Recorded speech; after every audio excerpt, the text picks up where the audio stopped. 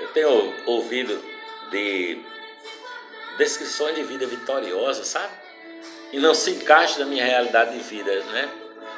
Essa história de testemunhos grandiosos, sabe? Uma vez reconhecendo Jesus como Senhor, a vida torna-se um piquenique eterno sobre uma grama verdinha. O casamento floresce sempre em bem-aventurança conjugal e a saúde física melhora, sabe? A carreira, o trabalho da pessoa, de repente, alça voo, né?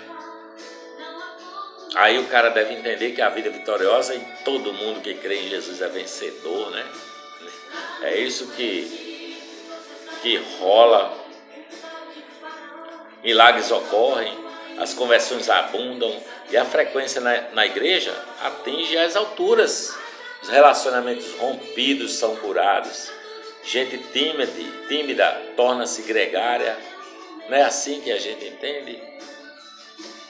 Mas frequentemente essas visões idílicas da vitória em Jesus são coloridas mais por expectativas culturais e pessoais do que por Cristo e pelo Evangelho maltrapilho.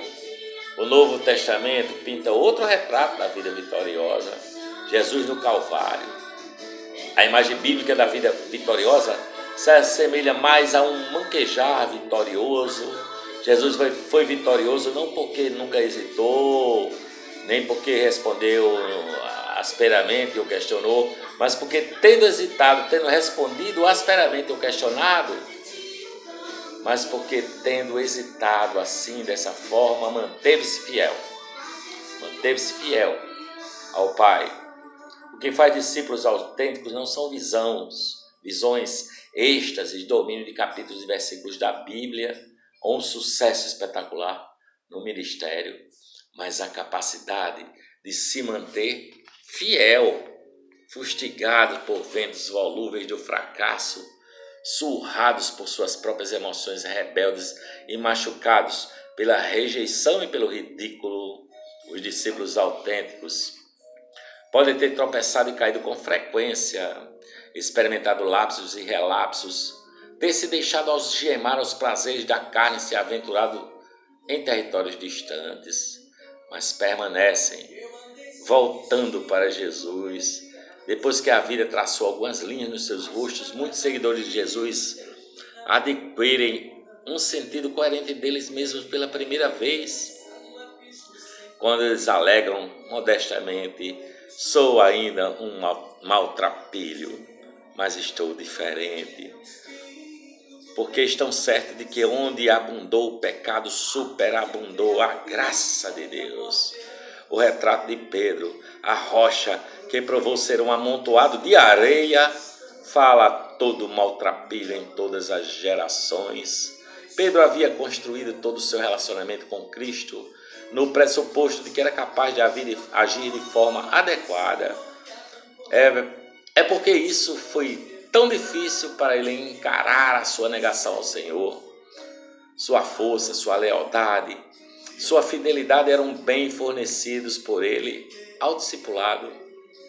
A falácia na mente de Pedro era a seguinte: ele cria que seu relacionamento dependia de sua consistência em produzir as qualidades pelas quais ele achava que havia angariado a aprovação do Senhor. Muitos de nós enfrentam o mesmo problema. Projetamos no Senhor nosso padrão mensurado de aceitação. Toda a nossa compreensão dele está baseada num toma lá da cá de amor permutado. Ele nos amará se formos bons, éticos e diligentes. Mas nós trocamos as bolas. Tentamos viver de modo a que ele nos ame, em vez de viver porque ele nos amou. Durante a ceia do seu amor, Jesus virou-se e disse a Pedro: em verdade te digo que esta noite, antes que o galo cante 2 vezes, 3 vezes, tu me negarás. E Pedro havia dito assim, aquela ostentação vazia: ainda que me seja necessário morrer contigo, de modo nenhum te negarei. Transbordando de autoconfiança, Pedro confiava em seus próprios recursos, já viram? Hoje, porém, essas palavras são uma canção de louvor a Pedro. Sua restauração à graça mostrou ser tamanha reviravolta que seu protesto não é mais uma ostentação vazia, mas uma profecia de verdade inflexível de Deus. Pois Pedro iria de fato morrer para não negar o seu mestre. E lembrará para sempre de sua infidelidade como um momento do triunfo da graça e do amor vencedor de Cristo Jesus nosso Senhor. Depois de sua tríplice negação, o que aguardaria Pedro se ele tivesse sido obrigado a depender da minha paciência, da minha compreensão, da minha compaixão? Em vez de dar de ombros um olhar de desdém, um tabefe ou uma maldição, Jesus respondeu com o mais sutil e mais gracioso cumprimento imaginável. Ele nomeou Pedro líder da comunidade da fé e confiou a ele a autoridade de pregar a boa nova no poder do Espírito. A manquejante negação de Pedro ao Mestre, como tantos de nossos relapsos morais e recusas à graça, não foi um fracasso terminal, mas uma ocasião para um doloroso crescimento pessoal na fidelidade.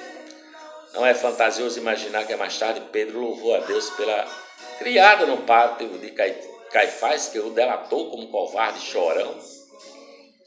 Nesse contexto, não é de admirar que Agostinho tenha parafraseado as palavras de Paulo dizendo: para aqueles que amam a Deus, tudo trabalha para o bem, até mesmo o pecado. Em algum ponto da nossa vida fomos fundamentalmente trocados por um encontro profundo com Jesus de Nazaré. Foi uma experiência de apogeu, um momento de imensa consolação. Fomos tomados de paz, de alegria, de confiança e de amor. Dito simplesmente, fomos arrebatados.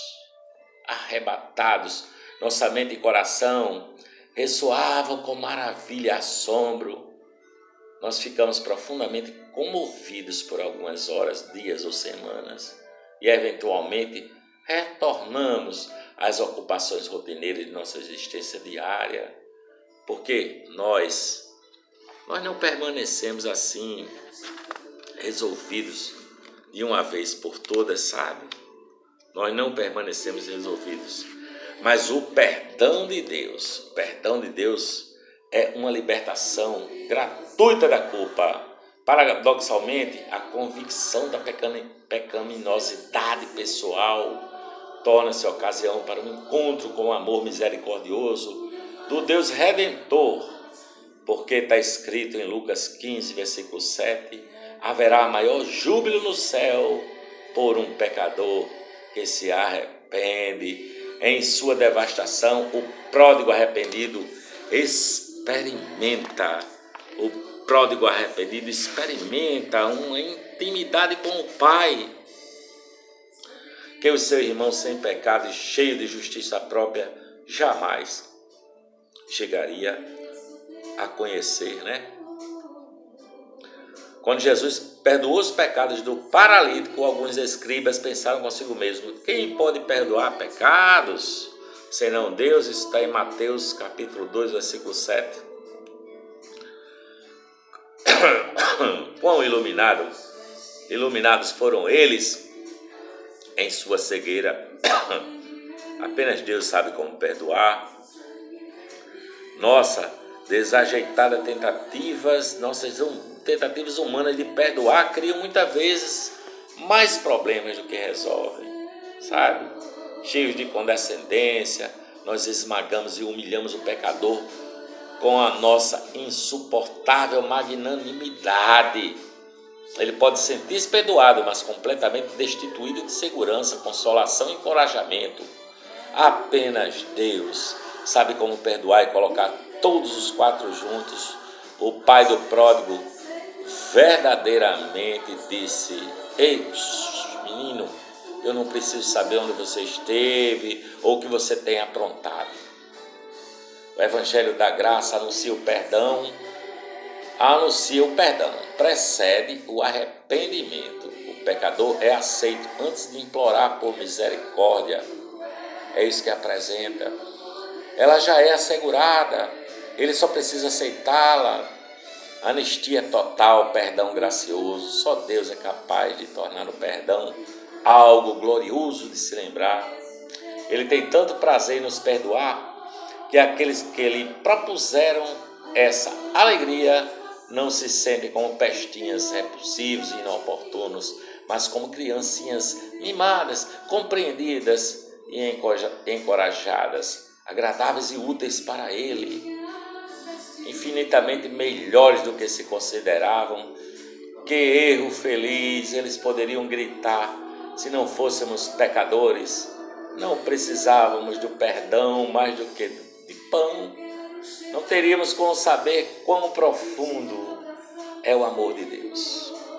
Quando o filho pródigo cocheou até sua casa depois de sua prolongada farra de devassidão e vadiagem, bebedeira e promiscuidade, suas motivações, na melhor das hipóteses, eram incertas, sabe?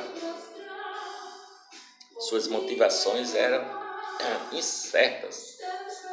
Ele disse a si mesmo: quantos trabalhadores na casa do meu pai têm abundância de pão e eu aqui perecendo de fome? Levantar-me-ei e irei ter com meu pai. O estômago do maltrapilho não estava doendo de remorso porque ele havia partido o coração do pai. Não. Ele cambaleou para casa simplesmente para sobreviver. A sua permanência numa terra distante o havia deixado falido. Os seus dias de vinho e de rosas o haviam deixado atordoado, desiludido. O vinho azedou e as rosas murcharam. Sua declaração de independência havia ceifado uma colheita inesperada, não liberdade, alegria e uma vida nova, mas cativeiro, tristeza e um embate com a morte. Os amigos da onça haviam transferido suas lealdades quando seu dinheiro se acabou, se esvaziou. Desencantado com a vida, o gastador traçou o caminho de volta para casa, não ardendo de desejo de ver seu pai, mas apenas de permanecer vivo. Olha, para mim, o versículo mais tocante da Bíblia inteira é a reação do pai quando diz assim: quando ele estava longe, viu, o seu pai o viu, se moveu de íntima compaixão e correndo lançou-se ao seu pescoço e o beijou. Emociona-me que o pai não tenha submetido o rapaz a um interrogatório terrível, que não o tenha intimidado, que não tenha dado um sermão sobre ingratidão, que não tenha insistido em qualquer motivação superior.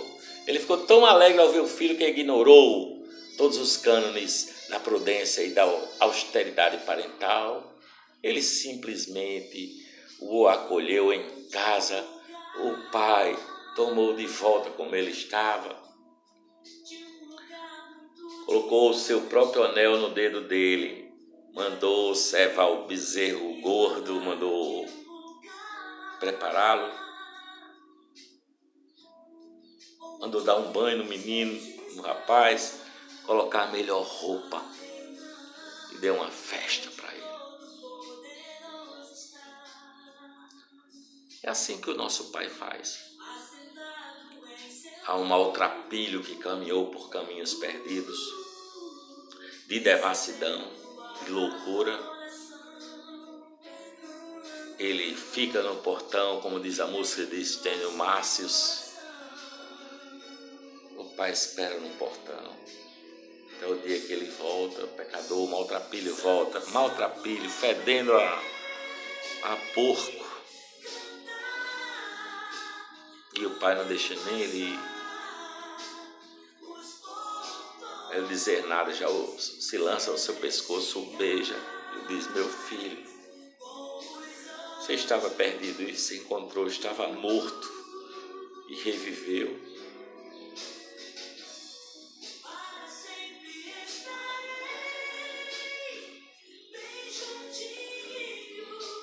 Pense nessas palavras, reflita e volte correndo para casa, porque o Pai te ama, o Pai te quer.